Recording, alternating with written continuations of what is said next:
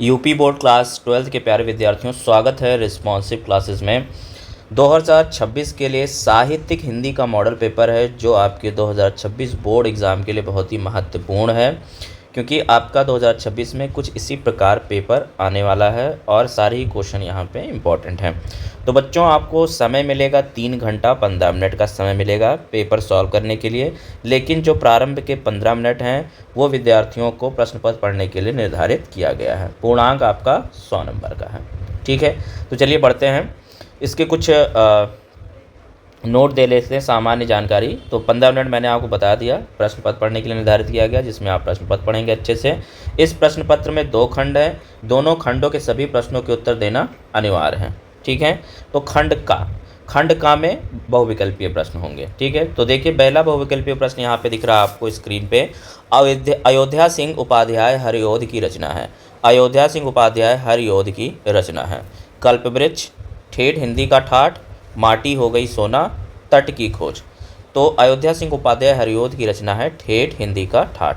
ये प्रश्न कई बार रिपीट हुआ है। गुलाब राय की रचना मेरी असफलताएं की विधा है। तो मेरी असफलताएं कौन सी विधा की रचना है? तो मेरी असफलताएं बच्चों क्या है? मेरी असफलताएं आत्मकथा है। क्या है? मेरी असफलताएं आत्मकथा है। ऑप्शन नंबर चौथा सही हो जाएगा। ब्राह्मण पत्रिका के संपादक कौन है? बहुत इंपॉर्टेंट है। ब्राह्मण पत्रिका के संपादक कौन है? तो प्रताप नारायण मिश्र जी हैं। कौन है? प्रताप नारायण मिश्र। हजारी प्रसाद द्विवेदी की रचना है। हजारी प्रसाद द्विवेदी की रचना है। तो क्या चिंतामणि है? क्या पंच परमेश्वर है? चंद्रकांता है या फिर कुटज है? तो हजारी प्रसाद द्विवेदी की जो रचना है वो क्या है भाई? वो कुटज है। हजारी प्रसाद द्विवेदी की रचना कौन सी है? कुटज है। 5वां प्रश्न यहाँ पे है, कन्हैया लाल मिश्र प्रभाकर की रचना है। कन्हैया लाल मिश्र प्रभाकर की रचना है। ऑप्शन पहला है जिंदगी मुस्कुराई, 100 अनाज का सुजान, 100 अजान एक सुजान, परख और मेरे विचार। तो कन्हैया लाल मिश्र प्रभाकर की जो रचना है वो है जिंदगी मुस्कुराई। हिंदी का प्रथम उपन्यास क्या है? वेरी इंपॉर्टेंट प्रश्न है। हिंदी का प्रथम उपन्यास क्या है? तो हिंदी का प्रथम उपन्यास है परीक्षा गुरु। हिंदी का प्रथम उपन्यास है परीक्षा गुरु। गोदान, कमेंट करके बताएंगे गोदान और पथ के साथी किसकी रचना है? ठीक है, और कलम का सिपाही भी। अगला प्रश्न है, हुंकार काव्य के रचयिता हैं। हुंकार काव्य के रचयिता हैं सुमित्रानंदन पंत, सच्चिदानंद हीरानंद वात्स्यायन अज्ञे, या डायरेक्ट इनको अज्ञे भी बोलते हैं, रामधारी सिंह दिनकर, मुक्तिबोध। तो हुंकार काव्य के रचयिता हैं रामधारी सिंह दिनकर। प्रयोगवादी काव्यधारा के प्रमुख कवि हैं। तो प्रयोगवादी काव्यधारा के प्रमुख कवि हैं शमशेर बहादुर सिंह। शमशेर बहादुर सिंह। अगला प्रश्न है शमशेर बहादुर सिंह। अगला प्रश्न है, तीसरा तार सप्तक या तीसरा तार सप्तक का प्रकाशन वर्ष है। तो कब है? 1959। पल्लव से अवतरित कविता परिवर्तन के रचयिता हैं। तो कौन है भाई? निराला हैं। कौन है भाई? निराला हैं। चलिए तीसरा प्रश्न देखेंगे यहाँ पे, दिए गए गद्यांश पर आधारित निम्नलिखित प्रश्नों का उत्तर दीजिए। 5×10, यानी यहाँ पे 5 प्रश्न है, प्रत्येक 2 मार्क्स के, 10 नंबर का आपका गद्यांश है। इसमें ऑप्शन भी मिलता है। तो गद्यांश जैसा कि यहाँ पे लिखा है, राष्ट्र का तीसरा अंग जन की संस्कृति है। मनुष्यों ने युगों युगों में जिस सभ्यता का निर्माण किया है वही उसके जीवन की श्वास प्रश्वास है। बिना संस्कृति के जन की कल्पना का बंध मात है। और ये अंडरलाइन मैं आपको पढ़ दे रहा हूँ, जिसको आपको व्याख्या करना होता है। क्या है कि संस्कृति ही जन का मस्तिष्क है। संस्कृति के विचार, संस्कृति के विकास और अभ्युदय के द्वारा ही राष्ट्र की वृद्धि संभव है। राष्ट्र के समग्र रूप में भूमि और जन के साथ साथ जन की संस्कृति का महत्वपूर्ण स्थान है। यदि भूमि और जन अपनी संस्कृति से विरहित कर दिए जाएं तो राष्ट्र का लोप समझना चाहिए। प्रस्तुत गद्यांश के पाठ और लेखक का नाम लिखना है। पाठ और लेखक का नाम, ये आपका 2 नंबर का है। तो प्रस्तुत गद्यांश के पाठ का नाम है राष्ट्र का स्वरूप। कहाँ से लिया गया? राष्ट्र का स्वरूप से लिया गया है। गद्यांश के लेखक का नाम क्या है? तो राष्ट्र का स्वरूप के लेखक हैं वासुदेव शरण अग्रवाल। कौन है? वासुदेव शरण अग्रवाल। संस्कृति के सौंदर्य और सौरभ में क्या अंतर्निहित है? तो इस पैराग्राफ से ही आंसर देना है। तो संस्कृति के सौंदर्य और सौरभ में राष्ट्रीय जन के जीवन का सौंदर्य और यश अंतर्निहित है। राष्ट्र का तीसरा अंग क्या है? तो राष्ट्र का तीसरा अंग जन की संस्कृति है। कब राष्ट्र का लोप समझना चाहिए? यदि भूमि और जन अपनी संस्कृति से विरहित कर दिए जाएं तो राष्ट्र का लोप समझना चाहिए। रेखांकित अंश की व्याख्या कीजिए। रेखांकित अंश की व्याख्या क्या है भाई? जो भी मैंने ऊपर पढ़ा था। वास्तव में संस्कृति मनुष्य का मस्तिष्क है और मनुष्य के जीवन में मस्तिष्क सर्वाधिक महत्वपूर्ण अंग है, क्योंकि मानव शरीर के संचालन और नियंत्रण उसी से होता है। जिस प्रकार से मस्तिष्क से रहित धड़ को व्यक्त नहीं किया जा सकता है, अर्थात मस्तिष्क के बिना मनुष्य की कल्पना नहीं की जा सकती है, उसी प्रकार संस्कृति के बिना भी मानव जीवन की कल्पना नहीं की जा सकती। इसलिए संस्कृति के विकास और उसकी उन्नति में ही किसी राष्ट्र का विकास, उन्नति और समृद्धि निहित है। अब इसके अथवा में दूसरा जो है, अगर आपको ऊपर का नहीं आता है तो अथवा वाला यहाँ पे आप प्रश्न चूज कर सकते हैं। निंदा कुछ लोगों की पूंजी होती है, बड़ा लंबा चौड़ा व्यापार फैलाते हैं वे इस पूंजी से। कई लोग की प्रतिष्ठा ही दूसरों के कलंक कथाओं के पारायण पर आधारित होती है। बड़े रस विभोर होकर वे जिस तिस की सत्य कल्पित कलंक कथा सुनाते हैं और स्वयं को पूर्ण संत समझाने की तुष्टि का अनुभव करते हैं। उपयुक्त गद्यांश के लेखक और पाठ का नाम लिखिए। तो लेखक का नाम है हरिशंकर परसाई और पाठ का नाम है निंदा रस। ठीक है। रेखांकित अंश की व्याख्या जो यहाँ पे आपको दिख रही है बच्चों, रेखांकित अंश की व्याख्या करनी है। क्या है व्याख्या? कुछ लोग निंदा को इस प्रकार महत्व देते हैं जैसे व्यापारी अपनी पूंजी को महत्व देता है। वह निंदा को अपनी पूंजी समझते हुए ही व्यापार बढ़ाने में लगे रहते हैं। निंदा किसकी पूंजी होती है? तो निंदा कुछ लोग की पूंजी की तरह होती है। निंदा कुछ लोगों की पूंजी की तरह होती है। सत्य कल्पित कलंक का अर्थ स्पष्ट कीजिए। सत्य कल्पित कलंक कथा का अर्थ सच्ची काल्पनिक कलंकपूर्ण घटना है, ऐसी कथा जिसकी केवल कल्पना की गई हो। प्रत्येक व्यक्ति की अधिक से अधिक सभी जगह निंदा करना है उसके जीवन का प्रमुख लक्ष्य होता है। उनकी अवधारणा होती है कि वह जितनी अधिक निंदा करेंगे उतना ही लाभ उनको प्राप्त होगा। कुछ लोगों की प्रतिष्ठा का आधार क्या होता है? तो कुछ लोगों की प्रतिष्ठा का आधार केवल निंदा होता है। दिए गए, अब देखिए गद्यांश के बाद चौथा प्रश्न आता है पद्यांश। इसमें भी आपको 2 ऑप्शन मिलते हैं। ठीक है। ये भी आपका 5×2 यानी 10 नंबर का होता है। 5 प्रश्न यहाँ से पूछे जाते हैं। मेरे प्यारे नौ जलद के कंज से नेत्र बाले, जाके आए ना मधुवन से और ना भेजा संदेशा। मैं रो रो के प्रिय विरह से बावली हो रही हूँ, जाके मेरी सब दुख कथा श्याम को तू सुना दे। उपरोक्त पद्यांश का शीर्षक तथा उसके रचयिता का नाम लिखिए। तो पद्यांश का शीर्षक है पवन दूतिका और इसके कवि हैं अयोध्या सिंह उपाध्याय हरिओध हैं। पवन दूतिका द्वारा किसने किसको संदेश भेजा है? तो पवन दूतिका द्वारा राधा ने श्री कृष्ण को संदेश भेजा है। रेखांकित अंश की व्याख्या कीजिए। तो रेखांकित अंश की व्याख्या क्या है? राधा पवन रूपी दूती को कृष्ण के विरह में अपनी विरह व्यथा सुनाते हुए कहती हैं, जब से मेरे प्राण प्रिय नए बादलों के समान श्याम कर्ण कमल से नेत्र वाले कृष्ण मथुरा गए हैं, तब से ना ही वे मधुबन लौट कर आए हैं और ना ही कोई संदेशा उन्होंने भेजा है। प्रस्तुत पद्यांश में श्री कृष्ण के सौंदर्य का वर्णन किस प्रकार किया गया है? तो राधा के अनुसार श्री कृष्ण के नेत्र नवीन बादलों के समान पनीले मनोहारी हैं। राधा का प्रेम उनके प्यारे प्राण प्रिय कृष्ण के वियोग में व्याकुल हैं। प्रस्तुत पद्यांश में प्रयुक्त रस तथा उसके स्थायी भाव लिखिए। प्रस्तुत पद्यांश में श्रृंगार रस तथा उसका स्थायी भाव रति है। ठीक है। पद्यांश में श्रृंगार रस है और श्रृंगार रस का स्थायी भाव रति है। फिर अगर आपको ऊपर का नहीं आता तो अथवा वाला प्रश्न यहाँ पे चूज कर सकते हैं। यहाँ पे भी सेम आपको 5×2 यानी 5 क्वेश्चन 2-2 नंबर के 10 मार्क्स आपको मिलेंगे। मैं नीर भरी दुख की बदली, स्पंदन में चिर निस्पंदन बसा, क्रंदन में आहत विश्व हंसा, नैनों में दीपक से जलते, पलकों में निर्झरणी मछली। उपरोक्त पद्यांश का शीर्षक एवं रचयिता का नाम लिखिए। तो शीर्षक का नाम है गीत 3, कवयित्री का नाम है महादेवी वर्मा। रेखांकित अंश की व्याख्या यहाँ पे किया गया है।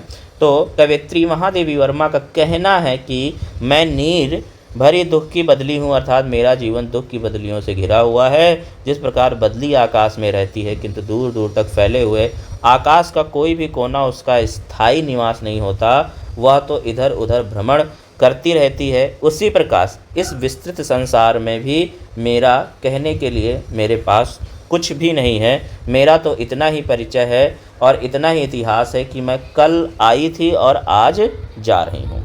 नैनों में दीपक से जलते में कौन सा अलंकार प्रयुक्त हुआ है? तो बिल्कुल रूपक अलंकार प्रयुक्त हुआ है। कवियत्री के निरंतर रुदन का क्या कारण है? तो प्रीतम से मिलने की व्याकुलता कवियत्री के निरंतर रुदन का कारण है। उपरोक्त पद्यास में कवियत्री ने स्वयं को क्या बताया है? तो प्रस्तुत पंक्तियों में कवियत्री ने स्वयं को दुख की बदली बताया है। निम्नलिखित में से किसी एक का पांचवा प्रश्न आता है। निम्नलिखित में से किसी एक लेखक का साहित्यिक परिचय देते हुए उनकी प्रमुख कृतियों का उल्लेख कीजिए। 80 शब्दों में 3 + 2 5 नंबर यहाँ से आपको जीवनी से मिलने वाले हैं। तो यहाँ पे 3 जीवनी आपको ऑप्शन में मिली हुई है, हरिशंकर परसाई, प्रोफेसर जी सुंदर रेड्डी और हजारी प्रसाद द्विवेदी।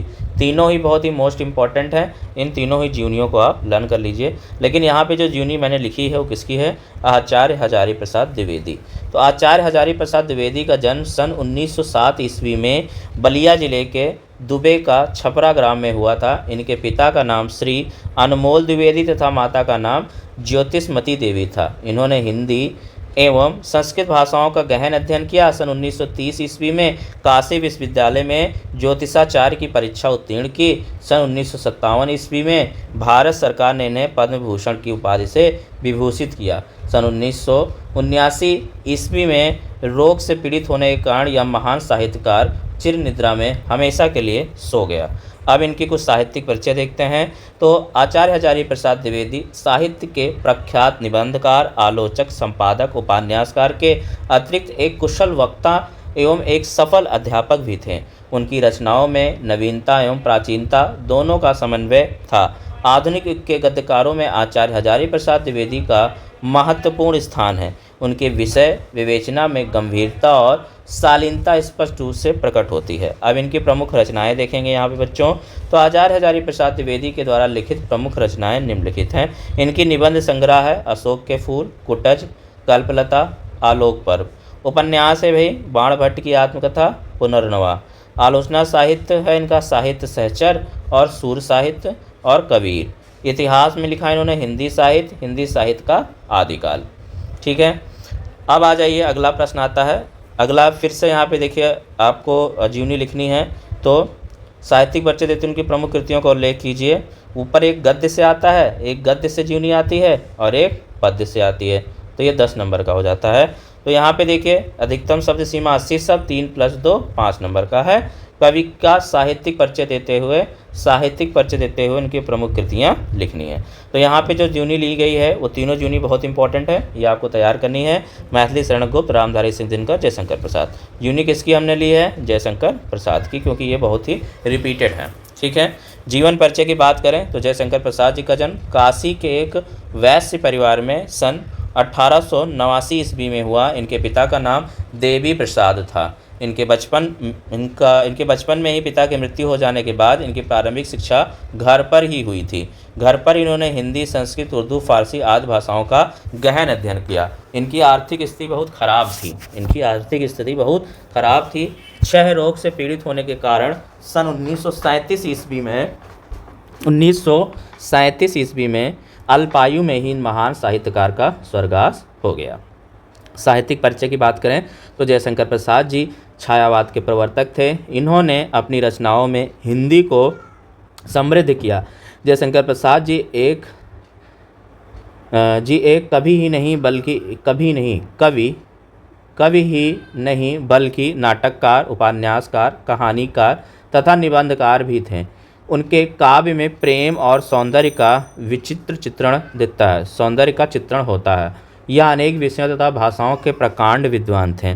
इनकी प्रमुख रचनाएं क्या क्या हैं भाई? आंसू है, लहर है, झरना है, कामायनी है, आंधी है, इंद्रजाल है, आकाशदीप है, एक घूंट है, कामना है, कंकाल है, तितली है और इरावती।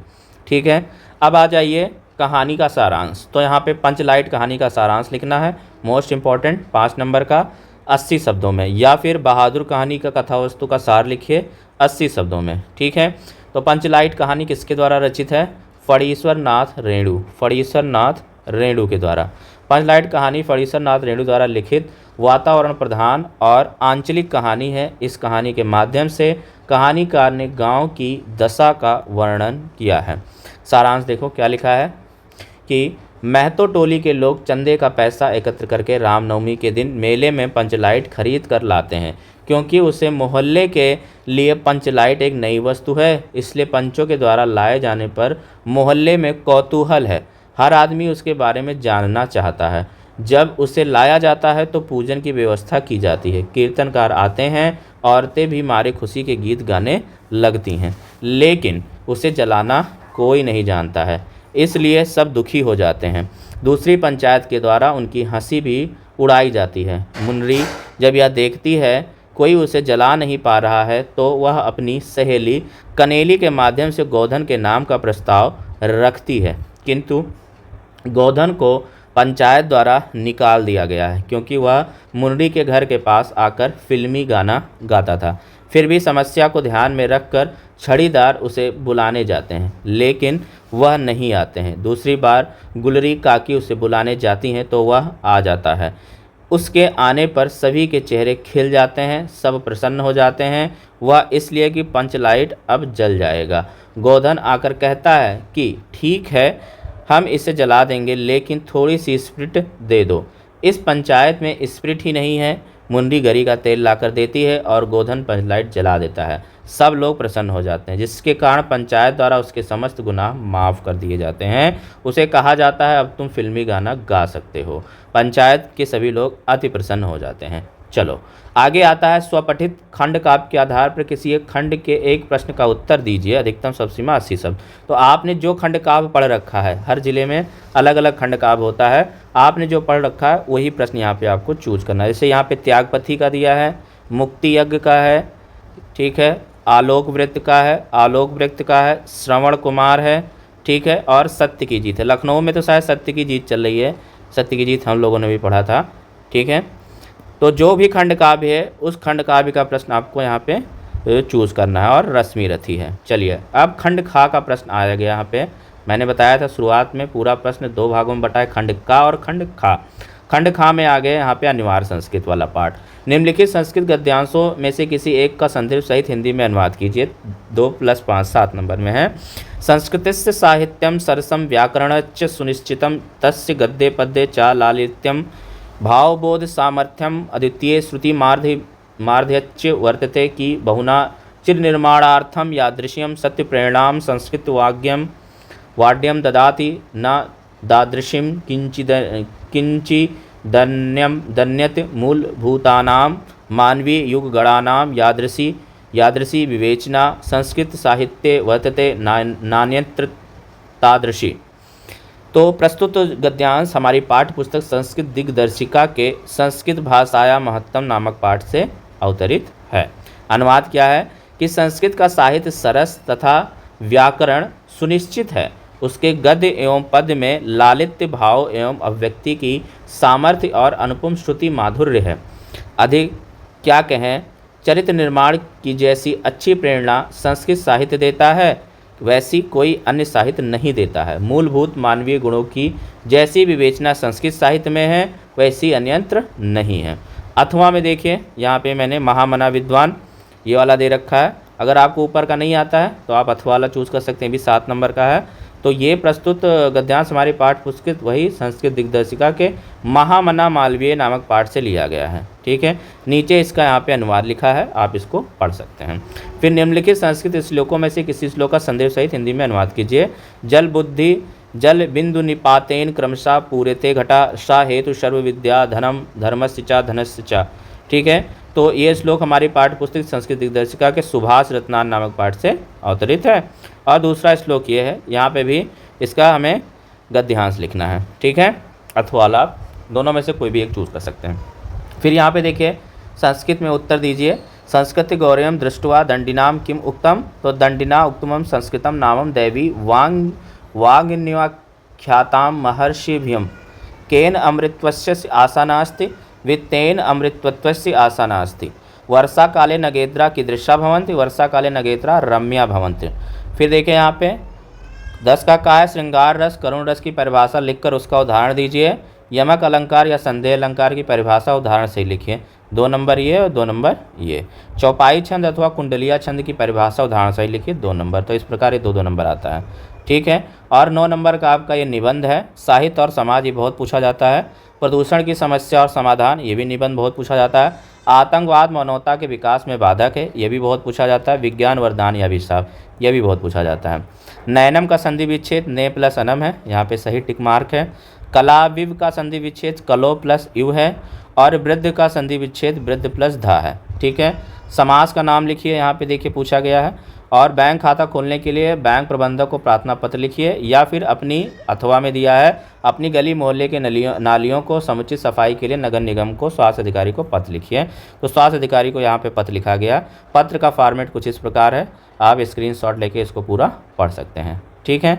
यहाँ पे आप धन्यवाद, फिर आप अपना नाम, पता, आपका संपर्क नंबर, तारीख, अगर ओरिजिनल लिख रहे हो, लेकिन जब भी आप बोर्ड एग्जाम में लिखोगे तो यहाँ पे ऐसे ही लिखोगे, अपना कुछ डिटेल नहीं देना है। इसे एक शब्द का धातु एवं प्रत्यय योग स्पष्ट कीजिए, ये पूछा गया। निम्नलिखित में से एक शब्द का प्रत्यय लिखिए, ये प्रश्न सब तैयार कर लीजिए, ठीक है। रेखांकित पदों में किसी पद में प्रयुक्त व्यक्ति से संबंधी नियम को उल्लेख कीजिए, तो यहाँ पे ये दे रखा है। तो ये संस्कृत है। संस्कृत जो हिंदी साहित्य होता है उसमें संस्कृत थोड़ी टफ पूछी जाती है, ग्रामर आता है। और जो सामान्य हिंदी है उसमें इतनी ग्रामर नहीं आती है। वीडियो कैसी लगी, वीडियो सभी लोग कमेंट करके बताइएगा। और वीडियो अच्छी लगी तो वीडियो को लाइक करें, चैनल को सब्सक्राइब करें, ताकि मेरे द्वारा अपलोड की वीडियो का नोटिफिकेशन आपको हमेशा मिलते रहे। मिलते हैं नेक्स्ट लेक्चर में, तब तक के लिए नमस्कार।